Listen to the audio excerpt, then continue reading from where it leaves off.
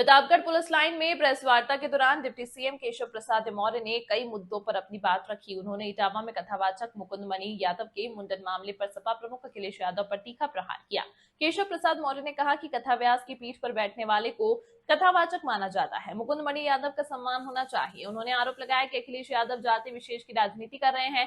साथ ही बताया कि मुंडन करने वाले आरोपियों के खिलाफ सरकार कार्रवाई कर रही है। डिप्टी सीएम ने कांग्रेस पर भी निशाना साधा। उन्होंने कहा कि कांग्रेस ने लोकतंत्र और संविधान की हत्या की है। इंदिरा गांधी ने आंतरिक अशांति का बहाना बनाकर आपातकाल लगाया था। यह फैसला अपना चुनाव रद्द होने और सत्ता बचाने की हताशा में लिया गया था। इस घटना के 50 वर्ष पूरे होने पर भाजपा इसे हत्या दिवस के रूप में मना रही है। केशव प्रसाद मौर्य ने अखिलेश यादव पर कटाक्ष करते हुए कहा कि जिस कांग्रेस ने देश में आपातकाल थोपा, वे उसी के साथ गठबंधन कर रहे हैं। जब आज से 50 साल पहले आपातकाल की घोषणा की गई,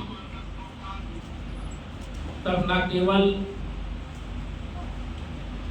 राजनीतिक सामाजिक कार्यकर्ताओं का शोषण, उत्पीड़न और जेल की यातनाएं देने का काम किया गया, बल्कि मीडिया ने भी उस लोकतंत्र के विरोध में, मैं तो उस समय बहुत छोटी आयु का था, लेकिन बताया जाता है कि उस दिन मीडिया के मित्रों ने भी लोकतंत्र की हत्या करने वाली कांग्रेस पार्टी को आईना दिखाने का काम किया था। अपने समाचार पत्रों के पन्नों को बिना खबरों के छोड़ दिया करेंगे।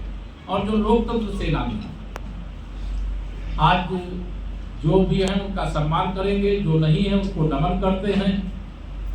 अगर अंग्रेजों के खिलाफ लड़ाई हमारे स्वतंत्रता संग्राम सेनानियों ने लड़ा था, फिर काले अंग्रेज रूपी कांग्रेसियों के खिलाफ लड़ाई हमारे लोकतंत्र सेनानियों ने लड़ा था और उस पर विजय प्राप्त की। आज लोकतंत्र को लेकर के जागरूकता है। लोकतंत्र की ही ताकत है कि झूठ और बोलना किया।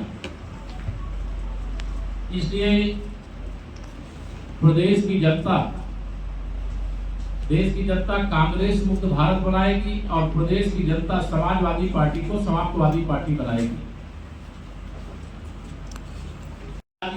और जिन लोगों ने श्रीमद् भागवत कथा के लिए व्यासपीठ पर जो विराजमान थे, उनका व्यासपीठ में आचार्य के रूप में सम्मान होना चाहिए। अगर उनका किसी ने सम्मान नहीं किया तो गलत किया है। जिन लोगों ने गलत किया उनके खिलाफ कार्रवाई होगी। लेकिन श्री अखिलेश यादव जी ने जो एक श्रीमद् भागवत कथा कहने वाले आचार्य का सम्मान करना चाहिए, उसे केवल अपनी जाति की सीमा में ला करके पहुंचा दिया। एक सवाल है, अमित शाह जी ने बड़े मत से भी कह दिया, तो राजनीतिक दृष्टि से गुरु हैं, उनके मार्गदर्शन में मैं प्रदेश अध्यक्ष के रूप में काम किया हूं। अगर उन्होंने कुछ कहा है तो यह उनका बड़प्पन है। मैं तो एक कार्यकर्ता था, कार्यकर्ता हूं, कार्यकर्ता के रूप में काम यादव जी ने किया। वो कथा कहने वाले हमारे जो व्यासपीठ पर विराजमान आचार्य थे, उनको बुला करके उनको यादव बना करके खड़ा कर। राजभर जी का एक सवाल है कि सपा जो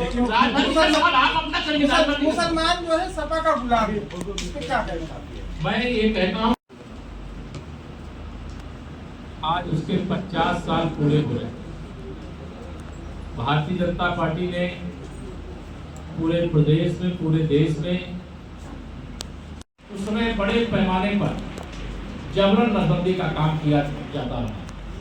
कांग्रेस ने उस समय नारा लगाया था, भारत का मतलब इंदिरा गांधी है, भारत का मतलब कांग्रेस है, भारत का मतलब कांग्रेसी। जरा आप रुक जाओ भाई। विरोध करते हुए जेल गए थे, लेकिन आज के नकली समाजवादी श्री अखिलेश यादव जी एंड कंपनी उसी कांग्रेस पार्टी की गोद में बैठे हुए। अगर असली समाजवादी होते तो कांग्रेस के साथ कभी समझौता नहीं कर सकते। लेकिन हमारे मित्र श्री कौशलेंद्र सिंह पटेल जी, भारतीय जनता पार्टी के हमारे जिला अध्यक्ष श्रीवास्तव जी, यहाँ के निवर्तमान सांसद और ओबीसी मोर्चे के राष्ट्रीय महासचिव श्री संगम लाल गुप्ता जी, सदर भारतीय जनता पार्टी के लोकप्रिय विधायक श्री राजेंद्र मौर्य जी, निवर्तमान विधायक श्री धीरज ओझा जी। कांग्रेस पार्टी ने इस देश पर आपातकाल थोपा था। इस कांग्रेस पार्टी ने अभी 2024 के लोकसभा चुनाव में भारत रत्न बाबा साहब डॉक्टर भीमराव अंबेडकर जी के द्वारा बनाए गए संविधान का माखौल उड़ाने का काम किया था, उस संविधान की हत्या करने का